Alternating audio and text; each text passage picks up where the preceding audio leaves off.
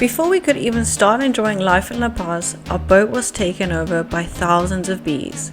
One minute we were filling our water tanks, the next minute the entire deck was covered and they were getting inside the boat. With Tiki on board and nowhere to go, we had to figure out how to deal with a swarm of bees on a sailboat fast. And somehow, that was just the beginning. Because life in La Paz quickly turned into boat projects, cruiser culture, Christmas on the water, and preparing sand dollar for something much bigger. This is life behind the scenes of cruising. Hi, we are Natasha and Kyle, and welcome to Fish Under Sail. We're living our dream on our Nautica 43 sailboat, sailing, diving, fishing, and tackling boat projects as we explore the world. With Kyle's expertise as a fishing guide and aircraft mechanic, and my background as a diving instructor, we're all about adventure, learning, and making the most out of life at sea. Whether you're here for some sailing tips, epic dives, or just the adventure, we're glad you're joining us. Don't forget to subscribe and join us as we chase the horizon. We got the dumbest situation on Earth going on right now. We got swarmed with bees. An entire hive decided to hang out here and be flying around the entire boat. So there's about 2,000 bees up top and we have no idea what to do. I was filling up the water tanks when I felt 3 bees land on me. I didn't think much of it until I turned around and they were everywhere. Within minutes, the whole side of the boat was covered, and somehow they were already inside. I yelled for Kyle, who was on another boat nearby. He came with a dinghy and grabbed Tiki. I dove into the cabin and started shutting everything down. Hatch by hatch, room by room, I tried to push them back out and close the boat up before they completely took over. At that point, we thought maybe we could smoke them out. We tried, it didn't work. Then we thought maybe if we annoy them enough, they will just leave on their own. Alright, we're gonna attempt to push the clump off.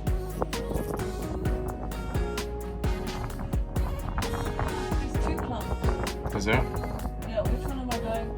Fucking scrape it across the whole clumps. Up or down? Up to down. Up to down so you can drop it and close it. Got him! What did it do? Nothing. You got half of them. Oh, we got half. The queen's in the Second one. on the bottom. See it? Really bad.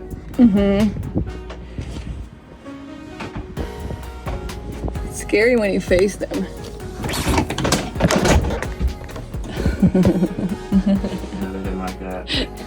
How many did I get? That also didn't work, which is when we realized this was above our pay grade, and we called someone who actually knew what they were doing. Maximum, I think, is 3 days, but normally is 1 or 2 days. And then they just, in 1 second and 1 moment, disappear. Bye-bye. The problem is like this, if it's a swarm. If it's a net, it change, but for what you say, probably they just arrived. You didn't have the bees 3 days ago, or 4 days ago, or the last week, no?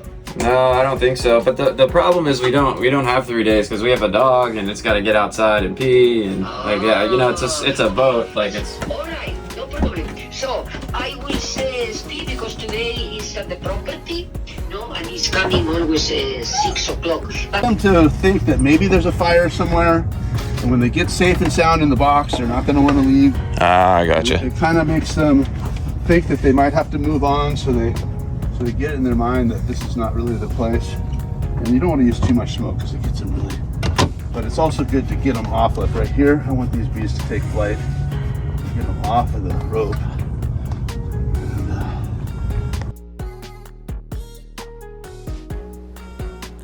The lesson was that bees do this when they're swarming. It means the hive has outgrown its space and the queen leaves with part of the colony to find a new home. During that transition, they'll temporarily land somewhere while scout bees search for a permanent spot. Because I was filling the boat with fresh water and we were in a nice calm anchorage, it probably felt like a safe resting place. They weren't trying to attack, they were just looking for somewhere to settle.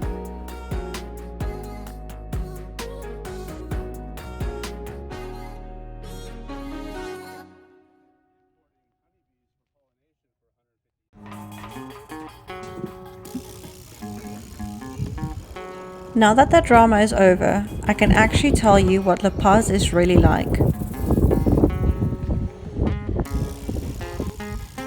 It's one of those places where boats just gather.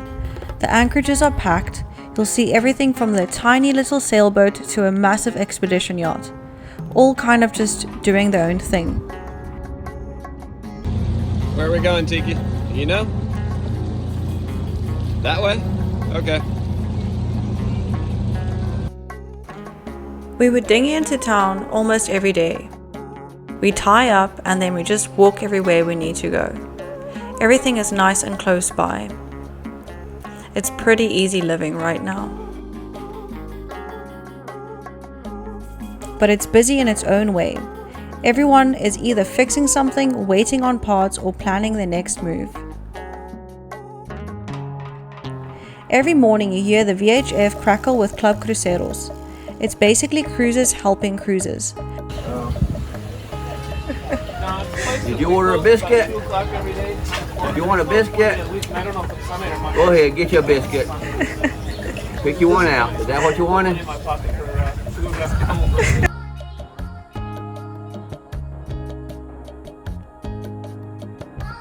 Announcements, tools for sale, rides to immigration, potlucks. Sometimes it feels chaotic. Sometimes it's just comforting.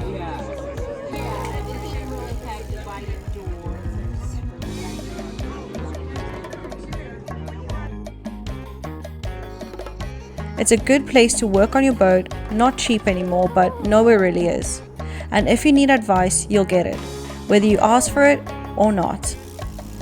So we come here every day, about 3 times a day, just to fill the water, and then Carl would pour this into our boat. But it's a beautiful sunset right now. It's pretty cold, but beautiful.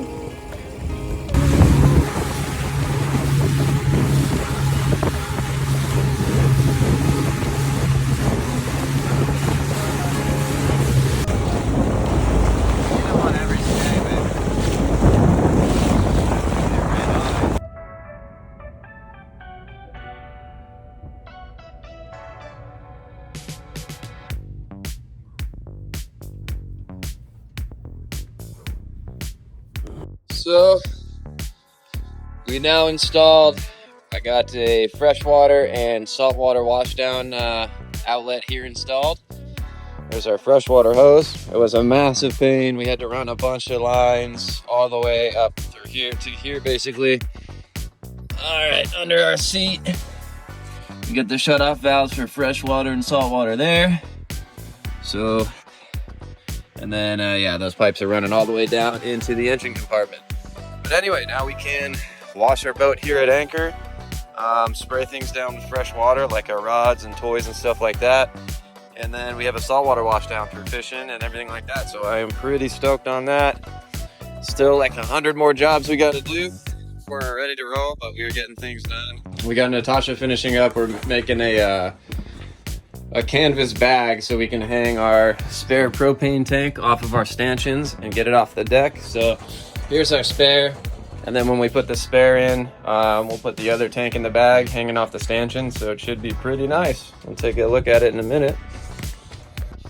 Okay, this is the finished product. We got our spare propane tank in there. She's hanging. We can put her in a bunch of places. We're just trying her out now. We're gonna put some of those plastic buckles that you can adjust the strap length here. So we just got to tie temporarily because we don't know exactly where we're gonna hang it, but it looks good. That'll last, and it has a mesh bottom here to let water drain out. Now we got the spare propane tank off of our deck and out of our way. Looks very good. Making the hatch covers today, just going through the Canvas for Cruises book. I just finished the mosquito net. I'm pretty proud. It looks nice. So all the hatches have them. And now I'm just going to make the hatch covers. We're just leaving the marina right now. You can see our boat way out there from here. We got our Christmas lights on. Pretty cool. Nobody else got them. All right, there she is. All lit up.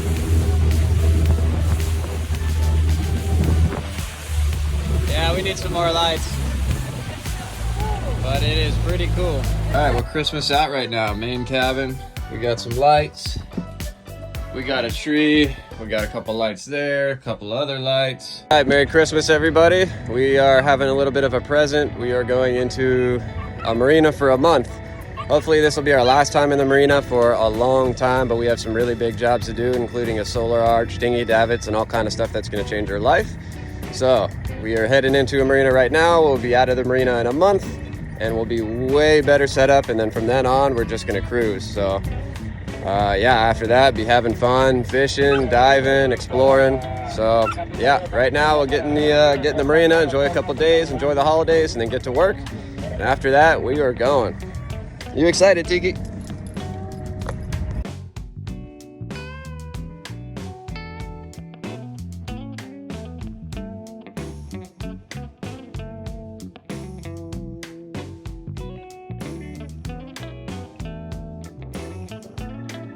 Who's that reading the neighbors? Yeah.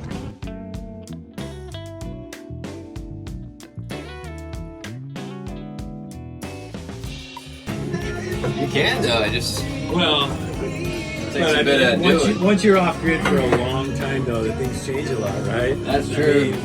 We're still connected to. It's weird.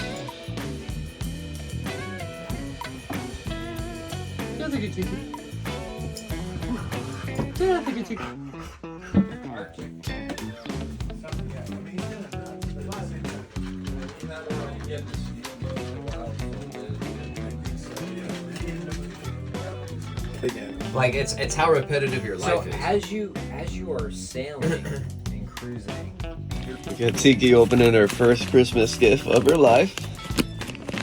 She's really slow at it. She had a rough night last night, so she's nice and tired today. Come on, show us what it is. Come on, Tiki. Open that.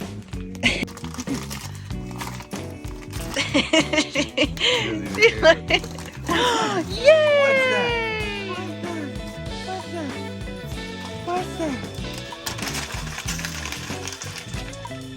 Do you like it? Tiki, did you say thank you? Toy. That's your new toy, yeah. That's your new toy. Good girl. Definitely good girl. You enjoy that. You go enjoy that.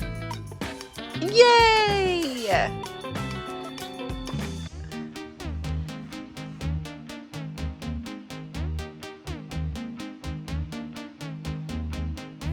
New year, new mission. Carl and I aren't just planning on staying on the coast forever. We want to circumnavigate the world. It's a big dream, and if we're serious about making it happen, Sand Dollar has to be ready for the ocean, not just coastlines.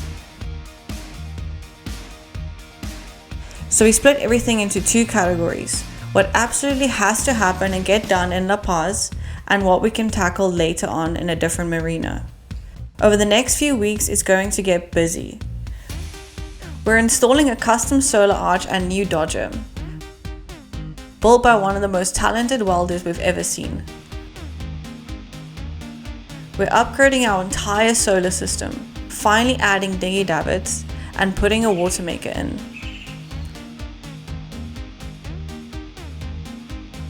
And then there's the not so glamorous stuff. Sorting out our fuel tank, fixing the water pump, dialing in the system that actually keeps us alive out there. This isn't just upgrades, it's preparation.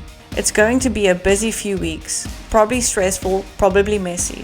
But every bolt, every wire, every fix is one step closer to crossing an ocean. And that's both terrifying and incredibly exciting. La Paz has been an incredible place to regroup, fix the boat, and learn a lot about cruises life. But this next chapter is where things get serious. Because the goal isn't just coastal cruising anymore. We're preparing Sand Dollar to cross an ocean. So if you want to see what it actually takes to turn a cruising boat into an ocean-ready expedition boat, make sure you subscribe and follow along. The real work is about to begin.